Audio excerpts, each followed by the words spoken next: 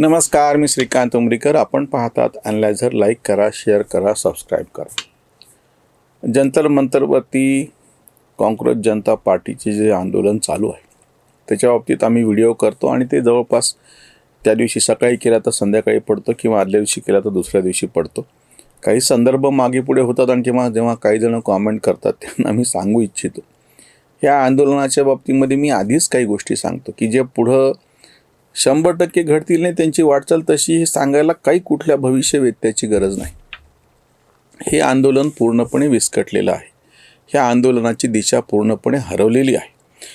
ज्या पद्धतीनं 2च दिवसात अभिजित दीपके सारख्यांना उपोषण सहन झालं नाही आणि त्यांनी ते उपोषण सोडलं. सोनम वांगचुक यांनी एकीकडून पोलिसांना फोन करून मला उचलून न्या आणि दवाखान्यात दाखल करा असं म्हणायचं, खरं खोटं माहिती नाही, पण दुसरीकडून जेव्हा त्यांना दवाखान्यामध्ये ॲडमिट केलं की त्याच्यानंतर कसं काय जबरदस्ती हे केलं असं पण म्हणायचं.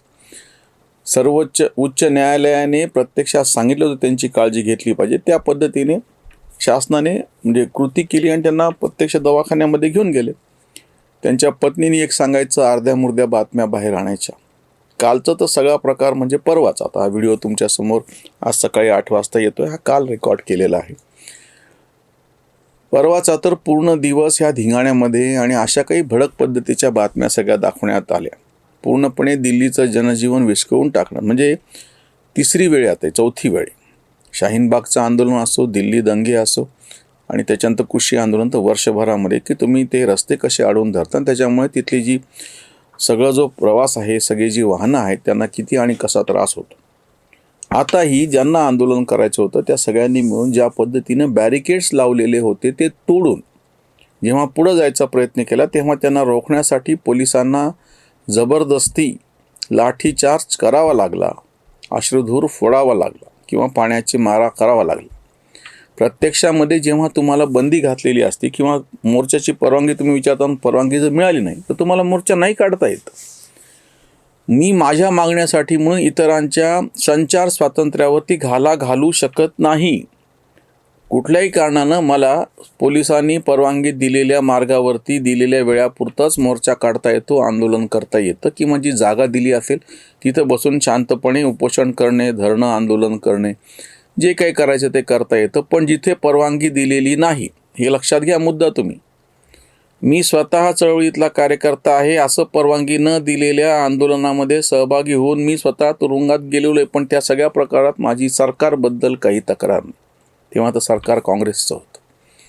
आणखी त्यांचं काम आहे, ते पोलिसांचं काम आहे. कोणी उठून उद्या कशासाठी संसदेत जायचं तुम्हाला सांगा ना. तुमची जी काही मागणी होती त्याचं तुमचं शिष्टमंडळ जाणे, त्यांना भेटणे, पत्रक देणं वगैरे या गोष्टी एरवी पण होऊ शकतात आणि लोकशाहीमध्ये तेच व्हायला पाहिजे. अगदी तुम्हाला परवानगी दिल्याच्या नंतर तेवढ्या वेळात तेवढ्या मार्गावरती आंदोलन, उपोषण, मोर्चा जे काय करायचं ते करा. पण ह्याच्याशिवाय तुम्ही जर पूर्ण व्यवस्थेला वेठीस धरणार असाल तर त्याची नकारात्मक अशी प्रतिक्रिया उमटेल. परवाच्या आंदोलनात 2 अतिशय वाईट प्रकार घडले. एक तर सर्वसामान्य लोकांचं जी काही कामं होती ती बाधित झाली, त्याच्यामध्ये त्यांची नाराजी, म्हणजे तुम्हाला सहानुभूती मिळणार नाही त्याची. हा अनुभव मी कित्येक वर्षापूर्वी शेतकरी आंदोलनात घेतलेला आहे. त्या काळातले कितीतरी लोक की ज्यांची सगळे प्रवास वगैरे सगळं अडचणीत सापडलं, ते आजही तेव्हा आमच्या शेतकरी चळवळीतल्या आंदोलनातल्या काही घटनांच्या बाबतीमध्ये बोटं मोडतात. आणि दुसरी त्याच्यातली सगळ्यात महत्त्वाची गोष्ट म्हणजे की जेव्हा तुम्ही हे आंदोलन आधी म्हणलं होतं अराजकीय आहे, पाहता पाहता त्याचं राजकीय स्वरूप आलं. प्रत्यक्षामध्ये नीटचे जे विद्यार्थी होते त्यांचे निकाल लागले तर ते प्रवेशामध्ये अडकलेले आहेत. आजच म्हणजे कालच्याच वर्तमानपत्रातली गोष्ट आहे की पूर्णपणे वेळापत्रक आलेलं इंजिनिअरिंगचं आणि सप्टेंबरच्या पहिल्या आठवड्यापर्यंत ही प्रवेश प्रक्रिया चालणार आहे. मला सांगा, मग मेडिकल असो किंवा 21 लाखापैकी 11 लाख म्हणजे 50% विद्यार्थ्यांनी नीट हे केलेली, पास केलेली, जे पुन्हा नीटची परीक्षा झाली आणि निकाल लागले. हे सगळं चालू आहे ना प्रोसेस. मग हे सगळ्यांना इथे यायला वेळ कुठे आहे? जे प्रत्यक्ष नीटमुळे बाधित होते त्याच्यातलं कुणालाही या काळामध्ये इथे यायला वेळ नव्हता.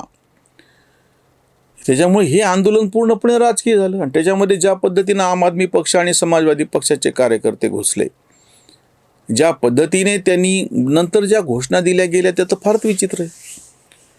नाम रहेगा अल्लाह का ह्याचा प्रत्यक्ष नीटच्या परीक्षेशी काय संबंध? मेरा जेंडर मेरा राईट ह्याचं प्रत्यक्ष त्या नीटच्या परीक्षेशी काय संबंध? शर्जील इमाम उमर खालिदला सोडवा, त्यांची मुक्तता करा जामिनावरती त्यांना, किंवा त्यांच्यावरती गुन्हे हे करून, काय हिचा संबंध प्रत्यक्ष नीट परीक्षेशी? पूर्णपणे डिरेल, पूर्णपणे घसरलेलं आंदोलन आम्ही का म्हणतो, दिशा हरवलेलं आंदोलन का म्हणतो? तर तुम्ही मूळ विषय जो होता तो नीट परीक्षेपुरता सरकारने त्याची हवा तेव्हाच काढून घेतली की जेव्हा जे कोण त्याच्यातले 8 जण काही दोषी सापडले त्यांच्यावरती FIR दाखल झाले, प्रत्यक्ष परीक्षा झाली, परीक्षेचा निकाल. ह्यांचं म्हणणं आहे की धर्मेंद्र प्रधानांनी राजीनामा द्या. ठीक आहे, आपण ते एक वेळ मान्य करू. मग आता हे कोणी मान्य म्हणायला पाहिजे होतं? अभिजित दीपकेच्या भोवती खरंच नीट बाधित जे विद्यार्थी आणि पालक जर जमा झाले असते मोठ्या संख्येनं, त्यांनी ही मागणी केली असती तर त्याला काही नैतिक आधार तरी होता. मागणी कोण करतंय? आम आदमी पक्ष, की ज्यांचा प्रत्यक्ष मुख्यमंत्री त्याच्यावरती कोर्टाने ताशेरे ओढलेले असताना गुन्ह्यामध्ये आजही त्याच्यावरचा खटला चालू आहे आणि तो तुरुंगात जातून तरी राजीनामा देत नाहीत. हे असं म्हणतात की यांनी केलेल्या आरोपामुळे धर्मेंद्र प्रधानांनी राजीनामा द्या. काँग्रेसवाल्यांच्या बद्दल तर काय बोलावं? सौ चूहे खाके बिल्ली चले हजको. यापूर्वीच्या कुठल्या प्रकरणामध्ये यांच्या कुठल्या मंत्र्यांनी राजीनामे दिलेले आहेत? म्हणजे समाजवादी पक्ष, अजून मी तुम्हाला सांग, हे जे सगळे आहेत ना, एकापेक्षा एक, एकाला झाकावून दुसऱ्याला काढावं, ही मागणी समोर येते आहे. धर्मेंद्र प्रधानांनी राजीनामा द्यावा, हे नैतिक पातळीवरती बरोबर, पण ती कोणी करायला पाहिजे? शीशे के घर में रहने वाले दूसरों पे पत्थर फेका नहीं करते, तसं हे सगळे राजकीय पक्ष ज्या पद्धतीनं बरबटलेले आहेत ते दुसऱ्याला काहीच म्हणू शकत नाही. मी उलटं पण म्हणतो, काँग्रेस सत्तेवर आहे, राहुल गांधी पंतप्रधान असे कल्पना करा, आणि मोदी अमित शहा विरोधी पक्षात आहेत, ते सुद्धा अशा पद्धतीची मागणी नाही करू शकत. ते पण असं आंदोलन करून घुसाघुसी करून मला संसदेत जायचं नाही म्हणू शकत, कारण की तसा आपला कायदाच आहे. तुम्हाला अभिव्यक्ती स्वातंत्र्य दिलेलं आहे, याचा अर्थ असा होत नाही की तुम्ही काही करू शकता.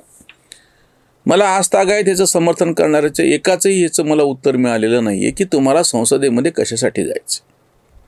तुम्ही तुमचं उपोषण करणे, तुम्ही तुमचं आंदोलन करणे, मोर्चे धरणं, जे काही म्हणलं ना, की पोलिसांनी दिलेल्या वेळेमध्ये आणि दिलेल्या मार्गावरून मोर्चा नेता येतो आणि दिलेल्या जागी बसून उपोषण काय धरणं आंदोलन करता येऊ शकतं. एवढंच फक्त तुम्हाला कायद्यानं दिलेलं आहे स्वातंत्र्य. तुम्हाला इतकं स्वातंत्र्य दिलेलं नाही की दुसऱ्याच्या स्वातंत्र्यावरती गदा यावी. त्या दिवशी दिल्लीमध्ये जे सर्वसामान्य नागरिक बाकीच्या कामासाठी जात होते त्यांना अडथळा झाला, ह्याला कोण जबाबदार आहे? 21 मुलांनी आत्महत्या केल्या म्हणून त्याच्या नावानं शंख करणाऱ्यांनी ह्याचं उत्तर द्यावं. ॲम्ब्युलन्स अडकल्या, पेशंट्स त्यांचं कोणाचं त्याच्या सगळ्या ह्याच्यामध्ये जे काही दुखापत झाली असेल, जीव गेल्याच्या तर काही बातम्याने दुर्दैवाने जीव गेला असता तर कोणी जबाबदारी घ्यायची त्याची? चर्चा का नाही केली म्हणून जेव्हा म्हणतात, चर्चा करायला कोण आहे समोर? एखादी संस्था आहे, एखादी व्यक्ती वर्षानुवर्ष त्यात काही काम, अण्णा हजारेच्या आंदोलनाला निदान एक काहीतरी पाया तरी होतं. इथं काहीच नाही ना, पूर्णपणे अराजक. बोलायचं कोणाशी आणि काय म्हणून बोलायचं? तुम्ही कुठल्या कपॅसिटीमध्ये, तुमचं प्रत्यक्ष अस्तित्व सांगा ना काय आहे. ही जी आपल्याकडं फॅन्टसी होऊन बसलेली आहे ना, म्हणून मी मागच्या व्हिडिओमध्ये कन्हैया कुमार लगेच त्याला मीडियाने हिरो करून टाकायचं. तसंच तोच प्रकार आता हे अभिजित दीपकेच्या बाबतीत झालेला. त्याला कुठलाही वैचारिक पाया नाही. त्याचा एक व्हिडिओ आम्ही कालच्या ह्याच्यामध्ये वापरलेला होता, तुम्ही जरूर बघा. तो ज्या पद्धतीनं आक्रस्ताळपणा करतो, लोक कशी येत नाहीत, लोकांना काही नाही, आम्ही तुमच्यासाठी इथं बसलेलो आहोत, आम्ही काय सुरू. ही भाषा कुठल्याच नेत्याला शोभत नाही. लोकशाहीमध्ये लोकांनी दिलेला निर्णय हा डोक्यावरती घ्यावाच लागतो, मान्यच करावा लागतो. तो तुम्हाला पटणारा असेल तर ठीक आहे, नसेल तरी तुम्हाला काही करता येत नाही लोकशाहीमध्ये. आणि विशेषतः ज्याला नेतृत्व करायचं आहे त्याला तर हे सगळं सहन करावं लागतं. लोकांनी प्रतिसाद दिला, लोकांनी प्रतिसाद नाही दिला, त्याच्यामुळं बोंब करता येत नाही. अशा पद्धतीचं गिव्ह अँड टेक तो व्यवहार नाही आहे. 100 रुपये दिले आणि 100 रुपयाची वस्तू घेतली, आम्ही लोकांसाठी अमुक तमुक केलं, लोकांनी आमच्यासाठी असं करावं, हे लोकशाहीमध्ये जमत नाही. लोकांनी काय करावं लोकांच्या विवेकावर सोडून द्यावं लागतं, तुम्हाला पटो किंवा न पटो. त्याच्यावरची उसंत वाणी. आंदोलनस्थळ जंतर मंतर झाले छू मंतर रिकामे ते. दगडफेकीचा शांत असा मोर्चा, वाया गेला खर्चा सोरोसचा. पोलिसांच्यावर कोण करी हल्ले, कोण असे सल्ले देतो यांना. पोलिसांनी मग दंडे चालविले, सारे पांगविले विद्यार्थी ते. विद्यार्थी म्हणून होते जे घुसले, पाठीत बसले दंडुके रे. करायाची होती संसदेती ठप्प, आंदोलन गप्प चर्चेमध्ये. कांत चळवळ भाडोत्री बनली, नाहीच भिनली काळ जात, नाहीच भिनली काळ जात. अशा पद्धतीच्या चळवळी ही माणसं गोळा करणे, ते प्रत्यक्ष विद्यार्थी नाहीत, बाकीचेच त्याच्यामध्ये एलिमेंट घुसणे, त्यांनी वाटेल तशा घोषणा देणे, ह्या सगळ्यातून ह्या आंदोलनाचं जे स्वरूप समोर येतं ते फार धक्कादायक आहे. त्याचं कुठल्याच पद्धतीनं समर्थन करता येऊ शकत नाही. आणि जेव्हा तुम्ही चर्चेला बसता तेव्हा इथं सगळे गपचूप बसून राहिले. चर्चा काय करायची? नीटच्या बाबतीमध्ये त्यांनी ॲक्शन घेतलेली आहे, बाकीचे पुढे नीटच्या बाबतीमध्ये असं काही होणार नाही असं सरकार फक्त म्हणू शकतं. याच्या पलीकडे आता तर काहीच नाही. लगेच तुम्ही जर कोणाचे राजीनामे मागणार असाल तर तो विषय हा पूर्णपणे राजकीय आहे. त्या बाकीच्या सगळ्या राजकीय पक्षांनी त्यांच्या काळामध्ये पेपर फुटीन अशा प्रकरणात किंवा निर्भय बनवचं एवढं मोठं प्रकरण घडलं, बलात्कार, त्याच्यामुळं प्रचंड जनक्षोभ उसळला होता. कोण गेलं होतं त्याला समोर? तेव्हाच्या UPA सरकारमध्ये मनमोहन सरकारमधलं कोण समोर गेलं होतं? कुठल्या मंत्र्यांनी राजीनामा दिला होता? जे आज म्हणायला लागलेत. इथं तर सरकार तुमच्याशी प्रत्यक्ष चर्चा करते ना. 3-3.5 तास चर्चा ही तुम्ही दिलेल्या प्रतिनिधीबरोबर काल मंत्र्यांनी केलेली आहे. परवा सोनम वांगचूक सर्व दवाखान्यामध्ये ॲडमिट आहेत आणि त्यांच्या उपोषणाच्या बाबतीत ज्या उलटसुलट बातम्या दिल्या जातात, त्यांनी स्वतःच्या हस्ताक्षरातल्या पत्रात खुलासा केला, त्याच्यामध्ये राजीनाम्याची मागणीच नाही. अगदी सुरुवातीला पण त्यांचं स्टेटमेंट होतं की राजीनामा घेऊन काही होणार नाही म्हणून. ह्या आंदोलनाचा आपल्या सोयीसाठी वापर पत्रकारांनी विचित्र पद्धतीनं केला. काही पत्रकारांवरती ते आंदोलनकर्त्यांनी हल्ले केलेत. टाइम्स नावावरतीच्या 2 त्यांच्या पत्रकार महिला होत्या, मुली, त्यांची मुलाखतही झाली.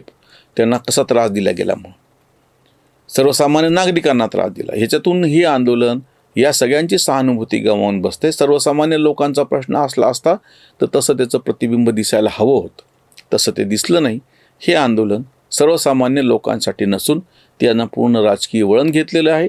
आणि आता काही दिवस माध्यमांमधून ह्याचं दळण दळत राहतील, नंतर कुठं जातील हे विषय कोणाला कळणार सुद्धा नाही. इथेच थांबूयात. धन्यवाद. धर्मजागृतीचा विधायक बुरुज